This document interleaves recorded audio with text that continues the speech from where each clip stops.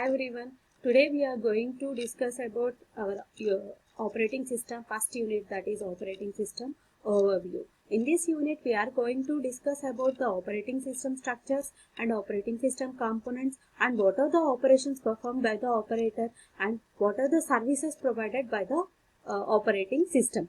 Right. In that, our first topic is about introduction of operating system.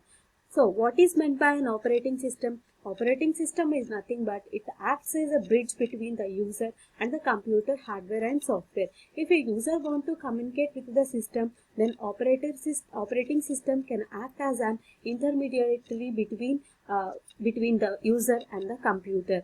Right? We are having many different types of operating systems are there. In that, first one is simple batch systems. Simple batch system, in these simple batch systems, how it is going to operate means whoever the users wants to operate with the computer, they can give their programs to the operator. The operator can in turn aggregate the operations depending upon their need. That means if they want to perform with the memory, then it can be segregated into one group. If they want to work with the processor, they can be segregated into another group. Like that, all the operations can be segregated. After that, they are given to the processor. After executing the results, then again operator can collect the results and which will be given back to the programmer. Here there is no direct interaction with the computer, with the processor and the programmer. And going to next one, that is about multi-programming batch systems. Multi-programming batch systems means it can overcome the disadvantage in simple batch systems.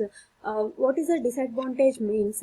In simple batch systems, more time the CPU is sitting ideally. To eliminate that one, we are going with the multi-programmed batch systems. In this, whenever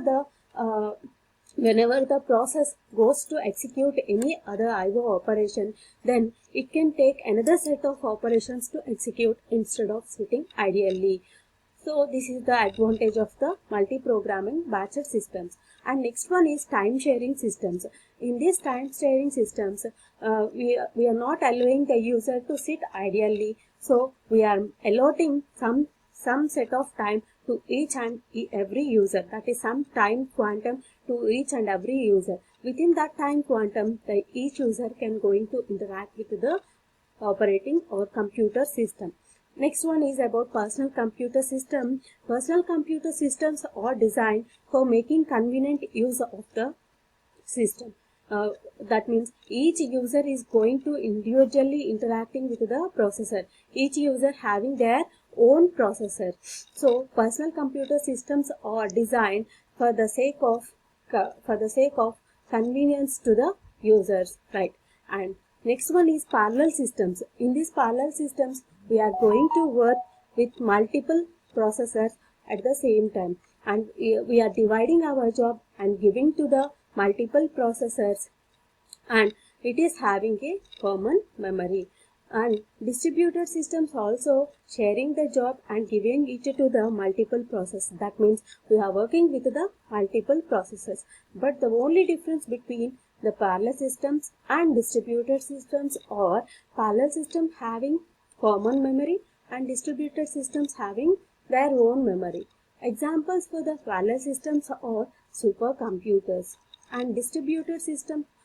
Coming to the distributed systems, examples for the distributed systems are mobile computing, telephone networking, all are comes under distributed systems. Next one is real-time systems. Real-time systems means in real-time systems they can give response quickly. That means response time is very less. According to our needs, they can respond immediately. They are of two types, that is hard real-time systems and soft real-time systems. Hard real-time systems are nothing but whenever the user want to interact with the system, it can react within the stipulated time. That is nothing but hard real-time systems. And soft real-time systems are nothing but if we interact with the system, it can complete our job without considering the time. That means it is not stipulated to the time. That are the soft real-time systems. And hard real-time systems examples are military operations, and soft real-time examples are they are using in our daily day-to-day life. And going to our next topic, that is about what is an operating system. What is an operating system? It is an intermediary between the computer and the user, and the primary goals of the operating systems are it can execute the user programs with no problems. That means it is having no problems while executing with the computer. And coming to the second point, that is it gives convenience to the user. So the primary goals of the computer, the primary goals of the operating system is it makes an efficient execution of an program, and it gives convenience to the user for performing operations, and it also makes use of a computer hardware in an efficient manner. And the operating system definitions, that means we are also calling the operating system as a resource manager and controller of the program and kernel, right? Why we are calling operating system as a resource allocator? That means it manage and allocate resources. That means if you want to perform any operation, operating system can allocate resources to the process. And control program. Control program means operating system is only responsible for controlling all the operations done by the memory unit, operations done by the processor while executing a user program. And kernel. Kernel is nothing but a program. We are also calling it is a heart of the program. It only controls all the operations performed by the operating system. And what are the main components of the computer system? Main components of the computer systems are hardware, operating system, application programs, and users.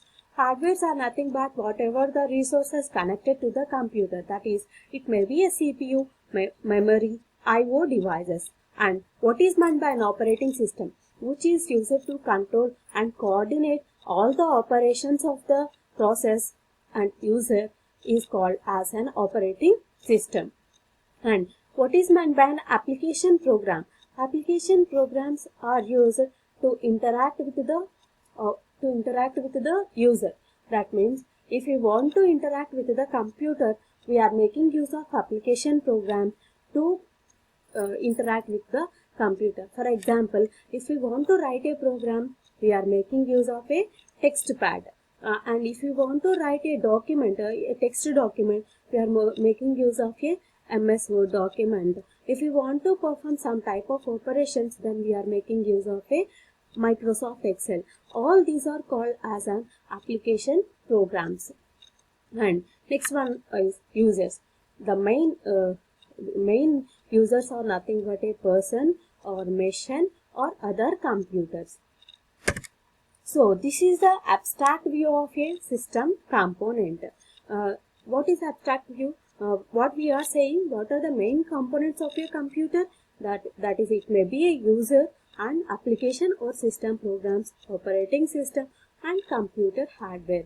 Users are nothing but any computer or any person going to interact with the system. So these are all going to interact with the application softwares. Application softwares are nothing but compilers, assemblers, text editors. All the database system applications are used as in application programs. Whatever the data we are giving to the application program can again send back to the system program. System program is nothing but it is an operating system. Then operating system can give signals to the computer hardware. For example, if you want to play a song, then we can interact with the application software like media player. And if we select that song is given to the operating system. Then in turn, operating system can activate or passes the controls to the speakers which are connected to the system, and it is responsible for playing the songs with that audio systems. Right. Thank you all. In this video we are covered about the introduction of the operating system. Thank you.